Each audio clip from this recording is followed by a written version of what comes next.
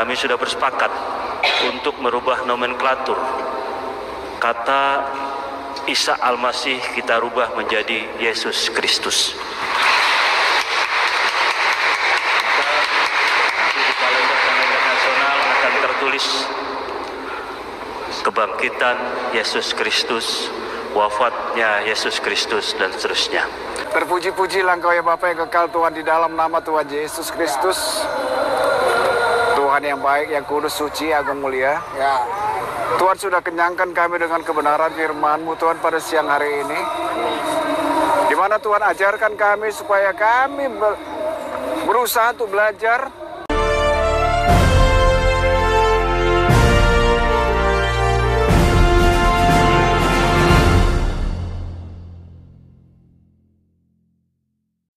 Shalom, salam damai sejahtera bagi kita semuanya. Salam jumpa kembali dengan saya, Pastor Daud Timotius Tampu Bolon, tentunya di channel God Ministry, channel kesayangan kita bersama. Apa kabar saudara-saudaraku semuanya? Saya senantiasa berdoa kiranya saudara-saudara ketika menyaksikan video ini, saudara semuanya senantiasa diberkati oleh Tuhan. Amin. Ya, seperti video yang telah kita lihat di depan, bagaimana saat-saat di mana Kementerian Agama Republik Indonesia mensyahkan hari raya besar umat Kristen yang selama ini dipakaikan dengan nama Isa, mulai saat itu telah dirubah menjadi nama Yesus Kristus. Puji Tuhan, saudaraku. Dan mulai hari itu juga perayaan hari di mana kematian yang selama ini Nabi Isa telah diubah menjadi hari kematian Tuhan Yesus Kristus dan hari kebangkitan Tuhan Yesus Kristus, serta hari kenaikan Tuhan Yesus Kristus. Berbarengan dengan itu, saya melihat semakin banyak orang-orang, bahkan jiwa-jiwa, akhirnya datang mencari Sang Juru Selamat, melihat bahwa negara Indonesia mensyahkan nama yang dahsyat itu, yaitu Tuhan Yesus Kristus. Maka banyak sekali jiwa-jiwa akhirnya mencari Tuhan dan mencari hamba-hamba Tuhan untuk didoakan. Nah, dalam video di depan juga saya menaruh di mana ada seorang hamba Tuhan yang membuka pelayanan di tengah-tengah kota, dan beliau memberikan nama pelayanan tersebut adalah Gereja Tanpa Tembok. Nah, saya memperhatikan saudara-saudara bahwa semakin hari semakin bertambah jiwa-jiwa yang bersatu serta berkumpul dalam pelayanan hamba Tuhan ini. Beliau adalah Pendeta Risuli Lubis. Nah, saudara ini berkati oleh Tuhan. Bagaimana kelengkapan cuplikan video selengkapnya setelah Kementerian Agama Republik Indonesia mensyahkan nama Yesus yang dipakai sebagai perayaan hari kematian, kebangkitan, dan kenaikan, kita lihat pelayanan daripada hamba Tuhan ini semakin berkembang dan semakin diberkati. Tetapi ya apalah daya. Betul. Iya, makanya kita minta mujizat. Karena yang melakukan itu nggak mungkin saya, harus Tuhan yang melakukannya. Ya. Tuhan yang melakukannya. Istri saya aja sering bilang, puji Tuhan, bulan ini tercukupi semua. Ya, tinggal bulan besok doa puasa lagi tercukupi, bulan besok doa puasa tercukupi. Pak, susah dong hidup ini. Enggak, justru di situ kita melihat bagaimana karya Tuhan, bagaimana kasih Tuhan, bagaimana kuasa Tuhan, bagaimana mujizat Tuhan yang bisa memelihara hidup saya. Berikan sorak-sorai buat Tuhan Yesus. Enggak, saya enggak merasa hidup jadi susah, enggak. Haleluya. Haleluya. Haleluya. Jadi, siapa besok yang siap doa puasa? Oh, luar biasa. Luar biasa. Mari kita bangkit berdiri ya. Itu doa saya, angkat hatimu. Angkat pikiranmu. Arahkan kepada Tuhan Yesus. Ikuti doa saya. Tuhan Yesus, berikan kepada kami tenaga dan kuasa, kekuatan dan kemampuan untuk bisa doa puasa Kami rindu menikmati hadirat-Mu, urapan-Mu, kuasa-Mu. Kami rindu mengalami Tuhan, mengenal Tuhan secara pribadi.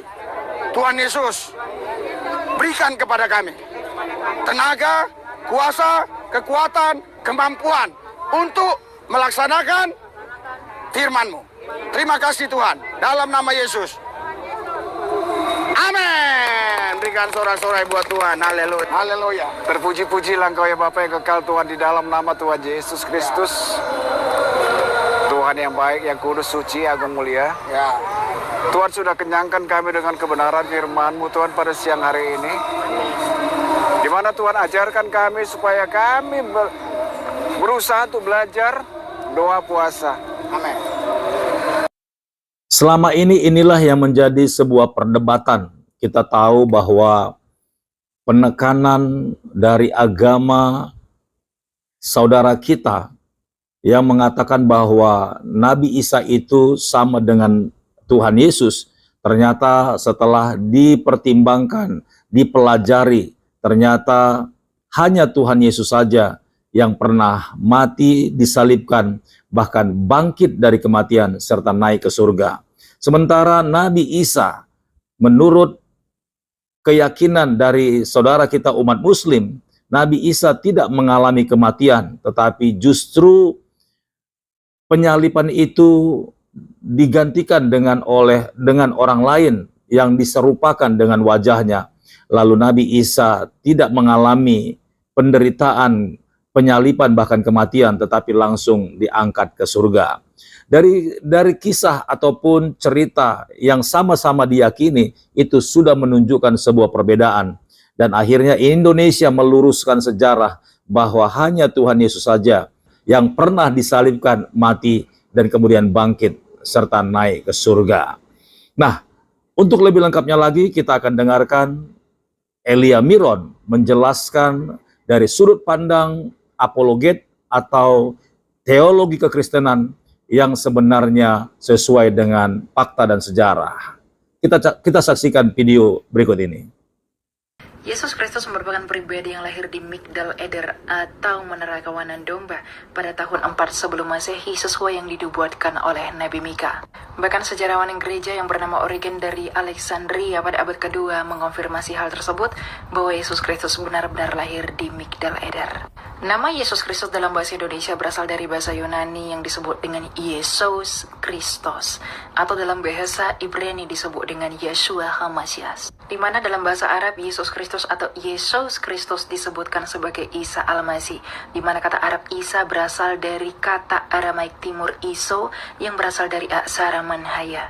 Dengan demikian merujuk dari hal tersebut dari abad pertama hingga abad ke-6, Yesus Kristus, Isa Al-Masih, Yeshua HaMashiach atau Yehosua merupakan pribadi yang sama, yaitu pribadi yang lahir di Migdal Eder dan pribadi yang mati tergantung di kayu salib sesuai yang dituliskan oleh sejarawan gereja dan juga data Injil.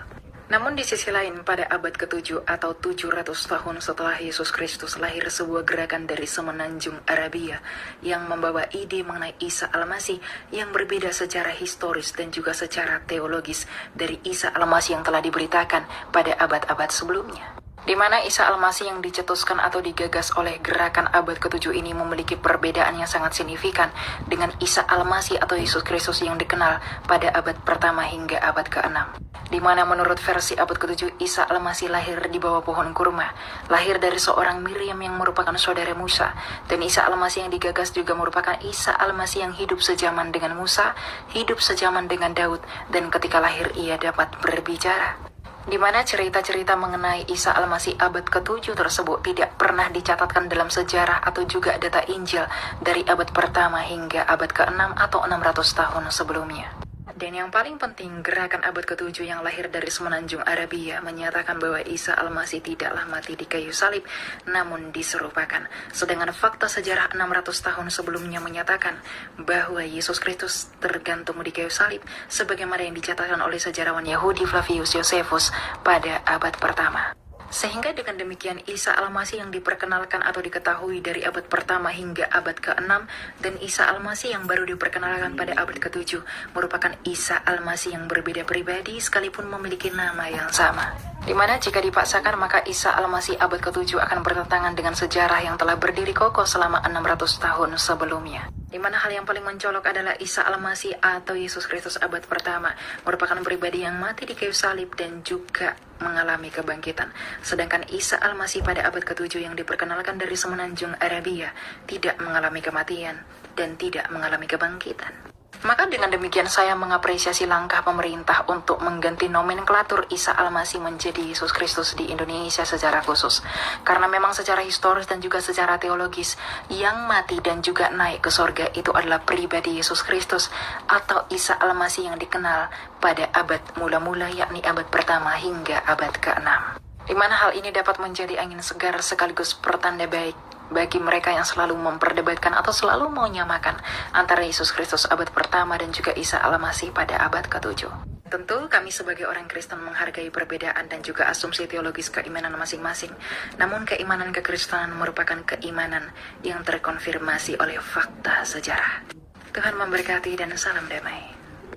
Baiklah saudara-saudaraku ini berkati oleh Tuhan, kita telah menyaksikan video yang Pastor Daud upload ini. Kiranya semua penjelasan serta apapun yang telah kita terima itu semuanya menyenangkan hati Tuhan serta menjadi berkat bagi kita semuanya.